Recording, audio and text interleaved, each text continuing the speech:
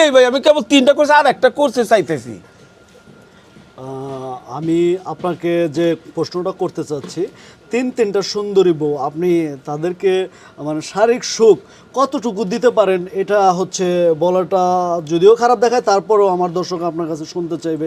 কারণ তিনটা সুন্দরী বউ থাকতে এদের শারীরিক চাহিদা আপনি কিভাবে পূরণ করেন বলেন তো একটু শুনি। ভাই আমি আমার 3টা বউ, আমি সমানভাবেই সবার কাছে যাই। কারণ কিভাবে? হ্যাঁ কিভাবে সম্ভব? আরে ভাই কীভাবে সম্ভব, এটাকে আপনি ভাঙ্গে বোঝাতে হবে। একটা পুরুষ 4টা সন্তান জন্ম দিতে পারে, কিন্তু একটা মহিলা কিন্তু 4টা সন্তান জন্ম দিতে পারে না। 4টা না, ইচ্ছা করলে 50টা সন্তানের জন্ম আমি দিতে পারে। আমি আমি এদের সুখে রাখছি বিদায় এদের মুখে যাই তো আপনি শুনছেন। হ্যাঁ, তো আমার আমার লাগতেছে আমি করছি ভাই, আপনার কেন চলে?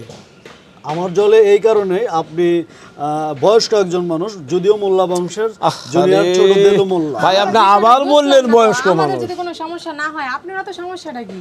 দেখেন আপনি এখানে ক্যামেরা নিয়ে এসে কি কি বোঝাতে যাচ্ছেন দর্শকদেরকে, আমি তা বুঝতে পারতেছি না। সমস্যা এরকম কথা বলো আছে, নাকি তোমরা? হ্যাঁ, সমস্যা আছে, আনাগোনা সমস্যা শোনা এই যায়, জায়গায় কোনো কিছুই নাই। আনাগোনা আমাদের শোনা শরীর যায়। বুড়া হইলেও আমাদের উপরে যদি বোঝা না হয়, আপনাদের উপরে বোঝা হওয়ার তো কোনো প্রয়োজন আমরা মনে করি না। তা আপনি রাখেন এটা তার সব যাচ্ছে, বুঝছেন? তার আমরা সব একটা না, চারটা এক সপ্তাহ পরে এসে দেখবেন আর তো আপনি যার একটা বিয়ে করবেন, আমি শারীরিক সম্পর্কে জানতে চাইছিলাম আপনি কেমন, এটা বলা ঠিক হবে না। তো আমাদের কাছে নিউজ আছে যে আপনার তিনটা সুন্দরী বউ সবসময় সেজে গুজে থাকে, আপনি সর্বসময় তো বাড়িতে থাকেন না, আপনার বউরা পরকীয়ার সাথে লিপ্ত কিনা সেই বিষয়ে আপনি কি বলবেন? ভাই যার 3টা বউ তার বউরা পরকিয়া করবে, এটা আপনি ভাবলেন কেমনে? এক বউওয়ালারা পরকিয়া করতে পারে, 3টা বউ যার তার বউরা পরকিয়া করতে পারে না। কারণ ওই আমি একাই 3টারে সামলাই রাখি ভাই, বুঝতে পারছেন?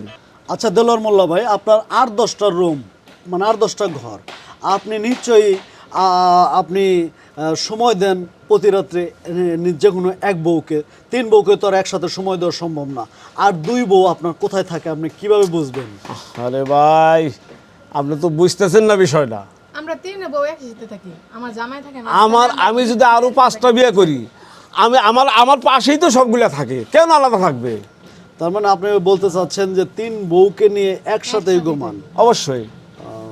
তো গাইস, আমার আর কিছু বলার নাই। এনারা যদি 4জন লোক এক বিছানায় ঘুম পাড়তে পারে, আমার আপনার কি, এই সুন্দরী ভাবিরা যদি সুখে থাকে, শান্তিতে থাকে, তাহলে আমাদের নাক গলানোর কোনো মানেই হয় না। তো যাই হোক দেলোয়ার ভাই, আপনাদের বাড়িতে এসে আপনাদের 3টা বউ দেখে আমার খুব ভালো লাগলো, আমার দর্শকেরও ভালো লাগবে, কথা বলবে, কথা শুনবে, কমেন্টে কী লিখবে জানি না।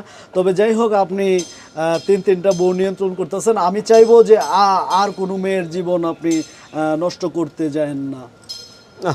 এই যে আপনি আবার বুঝবেন না ভাই, আমি কেন জীবন নষ্ট করব? আমি তো ফরজ আদায় করতেছি, আপনি বুঝেন না কেন? সে আরেকটা করবে। হ্যাঁ, আমি তো মানে আমি তো অবৈধ কোনো কিছু করতেছি না, আমি তো শরীয়ত মোতাবেক বিয়ে করছি এদের।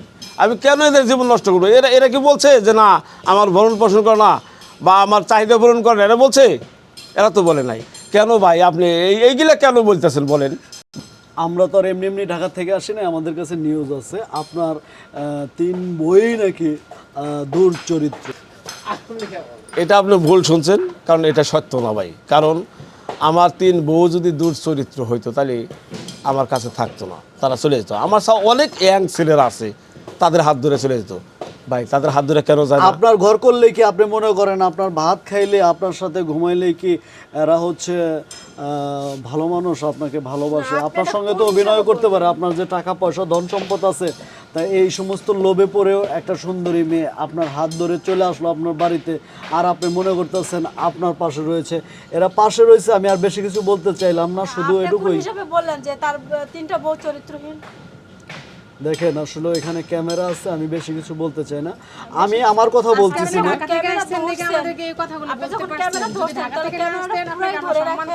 দেখেন আমি মিডিয়ার মানুষ, আমার কাছে তথ্য আছে, তাই আপনাদেরকে।